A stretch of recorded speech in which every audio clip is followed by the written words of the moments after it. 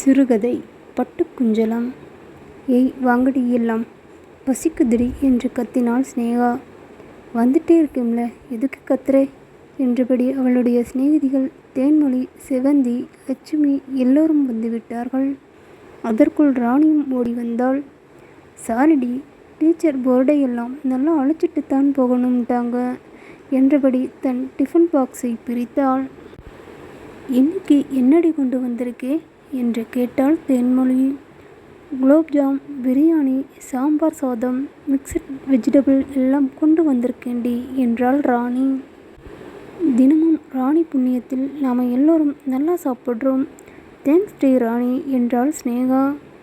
இந்தாங்கடி, நீங்களே பங்கு போட்டு எடுத்துக்கோங்க என்று சொல்லிவிட்டு, யாரடி இன்னைக்கு மோர் சாதம் கொண்டு வந்திருக்கிறது என்று கேட்கவும் லட்சுமி தன் பாக்ஸை எடுத்து ராணியிடம் கொடுத்தாள். எனக்கு இது போதுமா? நான் கொண்டு வந்ததையெல்லாம் நீங்கள் சாப்பிடுங்க என்று சாப்பிடுவதில் மும்முரமானாள் ராணி. ஆனாலும் ஒருத்தி புளிசாதம், ஒருத்தி இட்லி என்று கொண்டு வந்திருந்ததையெல்லாம் ராணியின் டிஃபன் பாக்ஸின் மூடியில் வைத்தார்கள். ஒரே முகமாய் எல்லோரும் தேங்க்ஸ் டே ராணி என்று சொல்லிவிட்டு சாப்பாட்டில் கை வைத்தார்கள். போங்கடி, சாப்பிட முன்னே சாமி கும்பிடுங்கடி, அதை விட்டுட்டு என்று சிரித்தாள் ராணி. செவ்வந்தி சொன்னாள், ஏன் ராணி, நீ இல்லைன்னா எங்களுக்கெல்லாம் குலோப்ஜாமு, பிரியாணி யாரடி போட காத்துட்ருக்கா? அதனால் நன்றி உனக்குத்தான் என்றாள். மணி அடிச்சிட போகுது என்று லட்சுமி சொல்ல, எல்லோரும் அவசர அவசரமாக சாப்பிட்டு முடிக்கும் போது மணி அடிக்கவே எல்லோரும் வகுப்பிற்கு ஓடி வந்தார்கள். இவர்கள் எல்லோருமே கார்ப்பரேஷன் பள்ளியில் 8ஆம் வகுப்பு படிக்கும் மாணவிகள். எப்போதும் இவர்கள் மட்டும் தனியாக ஒரு ஓரமாக உட்கார்ந்துதான் சாப்பிடுவார்கள். எல்லோரும் 1ஆம் வகுப்பிலிருந்து சேர்ந்து படிக்கும் பெண்கள். ராணிக்கு அப்பா கிடையாது. அவளுடைய அப்பா அம்மா இருவருமே ஒரு பெரிய கல்யாண மண்டபத்தில் வேலை பார்த்து வந்தார்கள். அவள் அப்பா தப்பு நடந்ததால் தட்டி கேட்கும் குணமுள்ளவர். அப்படிப்பட்ட ஒரு கைகலப்பில் அவனை போலீஸ் பிடித்து போனார்கள். இன்று வரை அவனை பற்றி தகவல் தெரியவில்லை. தன்னிடமிருந்த திருகானை எல்லாவற்றையும் விற்று அவனை தேட அவள் அம்மா ராசாத்தியும் முயற்சி செய்தாள். இப்போதெல்லாம் அதையும் நிறுத்திவிட்டாள். அம்மாவும் பெண்தானே. கல்யாண மண்டபத்திலேயே அம்மா சாப்பிட்டு விட்டு பெண்ணுக்கும் ஏதோ நிர்வாகம் செய்யும் கிழவர் கொடுப்பதை எடுத்து வந்து விடுவாள். இவளோடு வேலை பார்த்த இன்னும் 3 பேரில் ஒருத்திக்கு இது கௌரவ குறைச்சல். இன்னொருத்திக்கு கல்யாணம் ஆகவில்லை. எனவே அது இங்கே சாப்பிட்டு விட்டு போவதுதான். ஆக மிஞ்சுவது ஏதானாலும் இவளுக்கு இன்னும் மீதம் இருக்கும். ஒருத்திக்கும் தான். கிழவர் ரங்கனுக்கு யாருமே கிடையாது. எப்போதாவது மண்டபத்தில் கல்யாணம் இல்லையானால் எப்படியும் மண்டபத்தில் தந்த தேங்காய் இருக்கும். துவையில் அரைத்து சோறு வடித்து விடுவாள் ராசாத்தி. அந்த கிழவர் ரங்கனும் கொண்டு போய் கொடுத்து விடுவாள். நிறைய கொண்டு வந்திருந்ததால் அண்ணன் வீட்டிற்கு கொடுப்பாள். பக்கத்து வீடுகளுக்கும் கொடுப்பாள். ரங்கன், ஏமா கஷ்டப்படுகிற என்று கேட்பார். என்னோட அப்பா அண்ணா நான் செய்ய மாட்டேனா என்பாள் ராசாத்தி பதிலுக்கு. போன மாதம் மனோன்மணி டீச்சர் அந்த விஷயம் சொல்லும் வரை எல்லாம் சரியாகத்தான் இருந்தது. பாருங்க பொண்ணுங்களா, நீங்கள் எல்லாம் ஏழைகளாக இருக்கலாம், ஆனால் மூளை இல்லாதவங்க இல்லை. அடுத்த மாதம் எல்லா ஸ்கூலுக்கும் இடையே ஒரு பேச்சு போட்டி நடக்கப் போகுது. அதுக்கு நம்ம ஸ்கூல்ல இருந்து 2 பேரை அனுப்பலாம்னு இருக்கோம். யாரை அனுப்பலாம் சொல்லுங்க என்றதும் ராணி ராணி என்றனர் எல்லோரும். கரெக்ட், நானும் அதே தான் நினைச்சேன் என்றார் அந்த டீச்சர். இன்னொரு பொண்ணுக்கு நான் 7ஆம் கிளாஸிலிருந்து எடுத்திருக்கிறேன். ஆனால் ஒன்று ராணி, நீ கிழிஞ்ச பழைய சாயம் போன தச்சு யூனிஃபார்ம் போட்டுக்கிட்டு வரக்கூடாது. கார்ப்பரேஷன் பள்ளின்னா எதுக்கும் லாக்கி இல்லை. ஆங்கில பள்ளிகளுக்கு குத்தான் பரிசெல்லாம்னு நினச்சிக்கிட்டு இருக்காங்க ரொம்ப பேர். அப்படி இல்லைன்னு நம்ம நிரூபிக்கணும் என்று சொல்லிவிட்டார். ராணிக்கு வயிற்றை கலக்கிவிட்டதே. அம்மாவிடம் போய் சொன்னாள். ஏமா ராணி, உனக்கு தெரியுமே, இந்த கொரோனாவால் ரொம்ப நாளாக மண்டபத்தில் கல்யாணமே கையை விட்டு செலவழிச்சுத்தானேம்மா அரிசி பருப்பு எல்லாம் வாங்குறேன். வாங்குற சம்பளம் குடக்கூலி கொடுத்து 2 சாயா குடிக்கவே சரியாயிடுதுமா. பங்குனி பிறந்தா நிறைய கல்யாணம் நடக்கும், அப்போ வாங்கி தரேம்மா என்றாள் ராசாத்தி. அம்மா பொய் சொல்ல மாட்டாள். ஒரு புது பாவாடையும் ஷர்ட்டும் என்றால் எப்படியும் 300 ரூபாய் ஆகிவிடும். சிநேகிதிகளை கேட்கலாம் என்றாள். இவள் ரொம்பவே உயரம். அவர்களுடையது எதுவும் உயரம் பத்தாது. 2 நாட்களாக ராணி அதே கவலையில் இருந்தாள். அம்மா மண்டபத்தோட பெரிய மேனேஜர் வந்தா. விஷயத்தை சொல்லி அட்வான்ஸா ஒரு 300 ரூபாய் கேட்டு பாரேம்மா. 2 மாசத்திலே திருப்பி கொடுத்துடலாமா? விஷயத்தை சொல்லியா? முற்பட்டால்தான். அவர் பொண்ணும் உன் ஈடுதான். படிக்கவே படிக்காது. மார்க்கும் சுழிதான். உன்னையே உன் பொண்ணு படித்து பெரிய கலெக்டராக போகிறாளா? பேசாமல் எங்கேயே வேலைக்கு சேரு.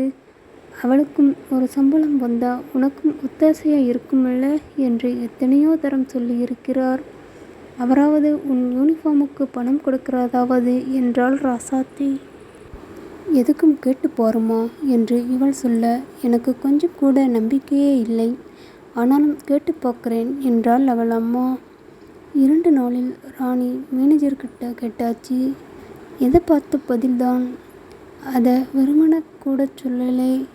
நீ ராசாத்தி, உன் பொண்ணு ராணி, நீ கேட்டது கடன். உன்னால் எங்கள் செலவுக்கு பண்ணி படிக்க வைக்க முடியும். முதல்ல உன் பொண்ணை படிப்பை விட்டு நிறுத்து அப்படின்னுட்டு போயிட்டே இருக்காது. என்ன பண்ண சொல்கிற? நீ வேணா போட்டிக்கு போக வேண்டாம் என்று வந்த கண்ணீரை துடைத்து கொண்டு வேலையை பார்க்க போனாள். ராணிக்கும் அழுகையாகத்தான் இருந்தது. என்ன பண்ண முடியும்?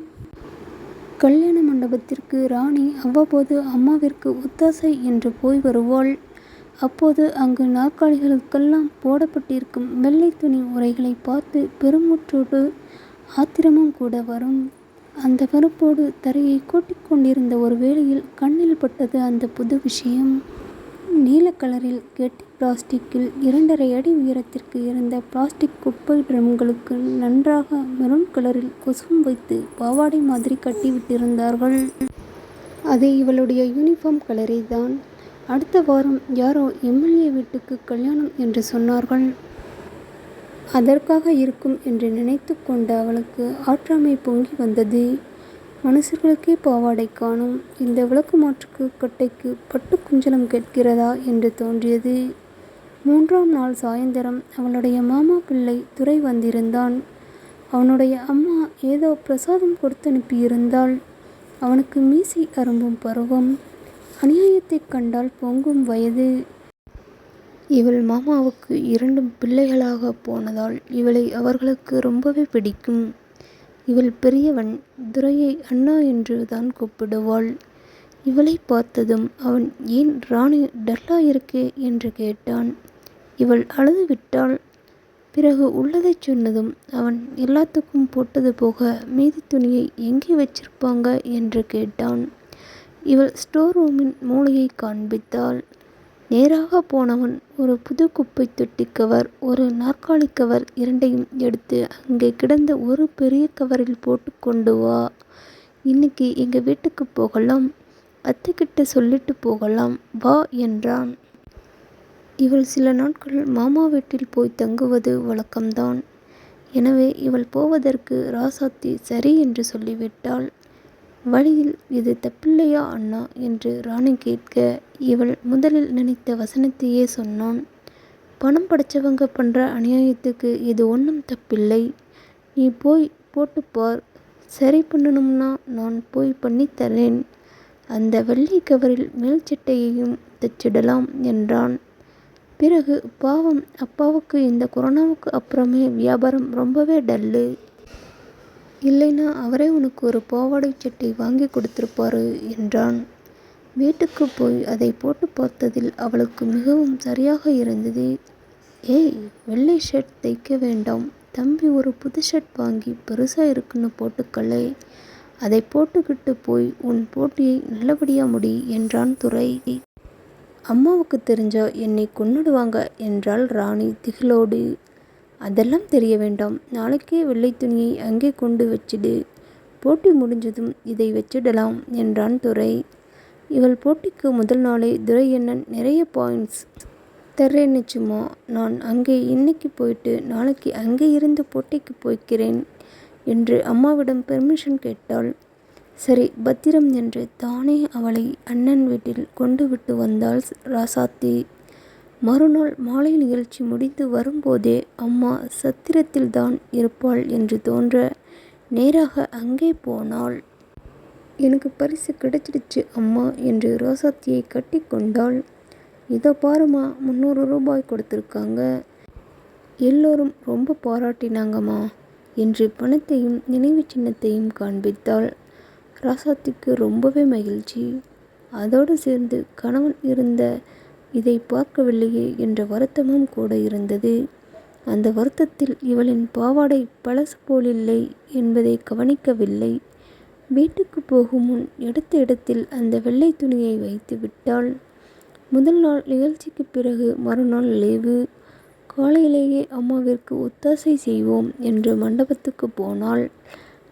அங்கே பெரிய மேனேஜரும் இன்னும் எல்லோருமாக ரங்கன் தாத்தாவை காச்சென்று காய்ச்சி கொண்டிருந்தார்கள். இவளுக்கு பகீர் என்றது. இவள் நினைத்தது போலவே குப்பை தொட்டி பாவாடை ஒன்று காணும் என்றுதான் திட்டு. நீங்க தான் எடுத்திருக்கணும் என்று திரும்ப ரங்கனை குற்றம் சாட்டினார் அந்த பெரிய மேனேஜர். ஐயா, எனக்கு நீங்க தர்ற சம்பளமே போதும் ஐயா. சாப்பாடு தூக்கம் மண்டபத்திலே ஆயிடுது. எனக்கு எதுக்கையா இப்படி பணம் சம்பாதிக்கணும் என்று சொல்லி அழுதார் அந்த கிழவர். எப்படியானாலும் அது திருட்டு போனதுக்கு நீதான் பொறுப்பு. உன் சம்பளத்திலிருந்து 300 ரூபாய் கட்டு என்று சொல்லுபடியே பெரிய மேனேஜர் போய்விட்டார். இதையெல்லாம் பார்த்து கொண்டிருந்த ராசாத்திக்கு விஷயம் விளங்கிவிட்டது. ராணியை தனியே கூட்டி போனாள். ஏண்டி, இந்த திருட்டு குணம் உனக்கு என்று அவள் கன்னத்தில் ஓங்கிய ஓர் அறை விட்டாள். தாத்தாவை திட்டச்சே நீ பம்மி பின்னாலேயே போதே எனக்கு புரிஞ்சிடுச்சுடி. ஏண்டி, நீ படித்த பொண்ணு தானே, நம்ம நிலைமை உனக்கு தெரியாது. நமக்கு வசதி இருந்தால்தானே புது துணி வாங்க முடியும். டீச்சர் சொன்னா ஆச்சா, விஷயம் வெளியே தெரிஞ்சா என்னவாகும்? என்னை விலகி விட்டு தூக்கிடுவாங்க. அப்புறம் சொத்துக்கு என்ன செய்கிறது? உனக்கு அப்பனும் இல்லைங்கிற போது இதையெல்லாம் தெரிஞ்சு நடந்துக்க வேண்டாமா? இப்போ என்ன பண்ண போற என்று தலையில் அடித்து கொண்டு அழுதாள் ராசாத்தி. ஏமா, எனக்கு பாவாடை வாங்க ரூபாய் 300 கேட்டபோது அந்த பெரிய மேனேஜருக்கு தர மனசில்லை. இப்போ குப்பை தொட்டிக்கு பாவாடை. என்ன மனுஷங்க இவங்க! இந்த பாவாடையை இன்னைக்கு அரை நாள் உடுத்திக்கிட்டேனே தவிர துளியும் அழுக்காகலை. அயன் பண்ணியிருந்தும் களையலை. அவளுக்கு ஆர்வாடை போட்டு நீட்டாக மடித்து எடுத்த இடத்தில் வச்சிடுவோமா? முதல்ல காலையில் அதை செய்திடு. இன்னொரு தடவை இந்த மாதிரி வேலையெல்லாம் வச்சுக்காதே. அந்த பாவாடையை என்ன பண்ணினேன்? தச்சியா இல்லை பிரிச்சியா? ஒன்றுமே பண்ணலைம்மா, அப்படியே சரியாக இருந்துச்சு. சரி என்று அம்மாவும் பொண்ணும் பொழுது விடுவதற்காக காத்திருந்தனர். காலை எழுந்ததுமே முதல் வேளையாக ரங்கன் தாத்தாவை போய் பார்த்தனர். பணத்தையும் பாவாடையையும் கொடுத்து, தாத்தா என்னை மன்னிச்சிடுங்க, நான் தான் இந்த பாவாடையை உங்களை கேட்காம எடுத்துட்டு போயிட்டேன்.